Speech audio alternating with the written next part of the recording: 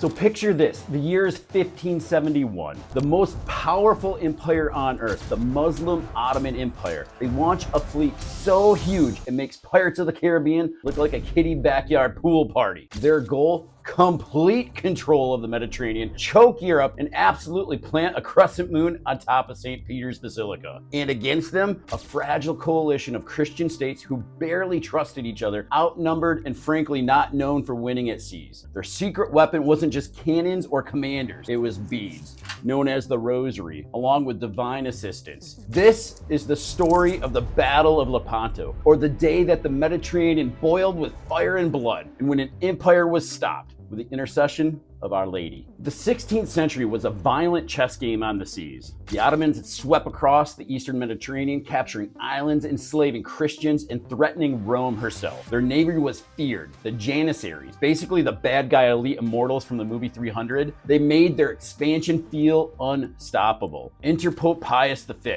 the Dominican friar turned papal warrior pope, a man of prayer who looked more at home in a monastery than a battlefield. Yet he knew Europe was on the brink. He called for a holy league, a coalition of Christian powers to face and stop the Ottoman threat. But here's the kicker. Basically, no one wanted to fight. France flat out refused, not because they're surrender monkeys, but because they had a cozy political alliance with the Ottomans. Yep, Catholic France teamed up with the Sultan for trade and power games. England also stayed out as it was locked in its own Protestant Catholic drama under Elizabeth I.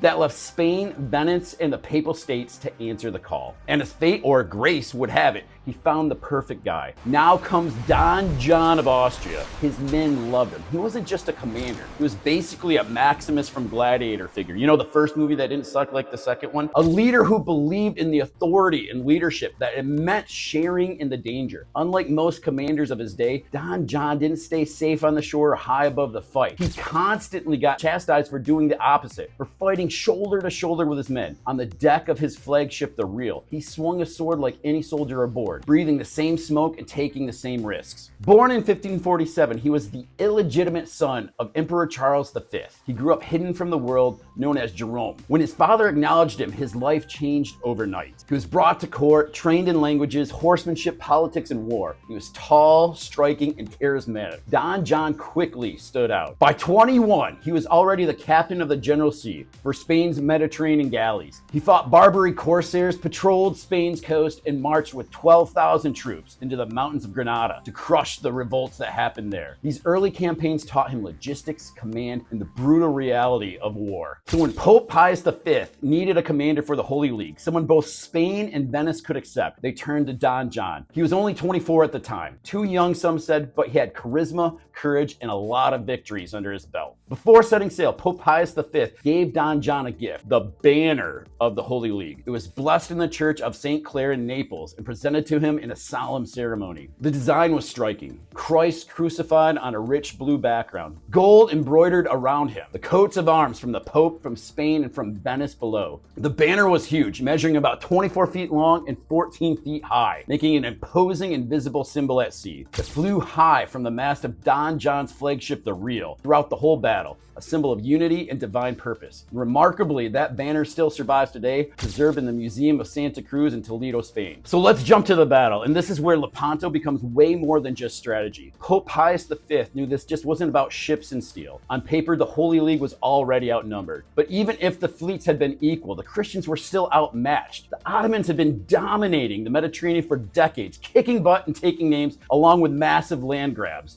They had the reputation of being unstoppable. Pius understood this, and without heaven's help, the cause was going to be hopeless. So he called for every Christian in Europe to take up and pray the Rosary. And the people did. From the muddy villages to the nobles and gilded halls, from cloistered monks to sailors on the decks of the ships, the entire nations prayed together. In Rome, massive rosary processions would go through the streets, beads clicking like the drumbeat of an invisible army. It's hard to overstate this. The Pope didn't just mobilize the natives, he mobilized prayer. And that prayer would soon echo in the roar of battle. He called on Our Lady to intercede for the Holy League. October 7th, 1571, the Gulf of Patras, off Lepanto. Two armadas face each other across the water. The Christians form up along the north and south line. The Venetian on the left, Don John in the center, and the Genoese in the right, with some in the reserve. Ahead of them, there were 6 galleasses. These are enormous warships with tons of cannons on them. And then something happens. Just before noon, as the fleets drew closer, the wind suddenly shifts while the people are praying the Rosary. For hours, the breeze had favored the Ottomans, pushing their ships into perfect position. But in an instant, as the Catholics across Europe clutched their rosaries, pleading for Mary's intercession, the wind turned. Now the sails of the Holy League swelled, driving them with force. Coincidence? I don't think so.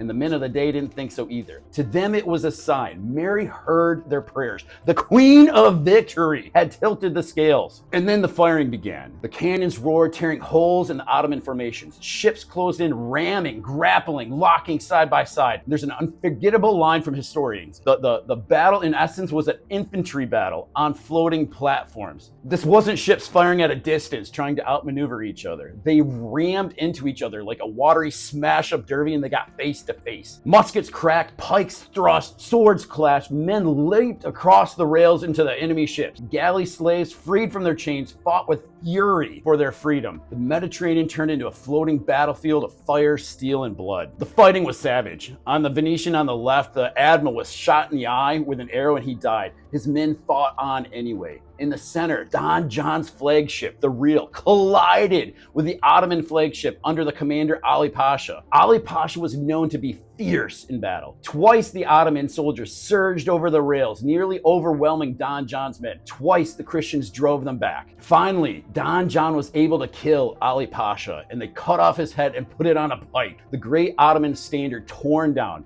When their flagship fell, the Ottomans' morale collapsed. By the end of the day, the numbers were staggering. The Ottomans had lost about 200 ships and 25,000 men. The Christians lost far less ships and about 7,500 men. Even more stunning, the Holy League freed about 12,000 to 15,000 Christian galley slaves from the Ottoman chains. But the miracle wasn't just at sea. Back in Rome, Pope Pius V was walking slowly around the room, suffering from painful kidney stones. Suddenly, the Pope stopped. He lifted his head as if hearing something from beyond. He motioned for the Monsignor to be quiet, and he moved to the window. He leaned out, eyes raised, his hands trembling.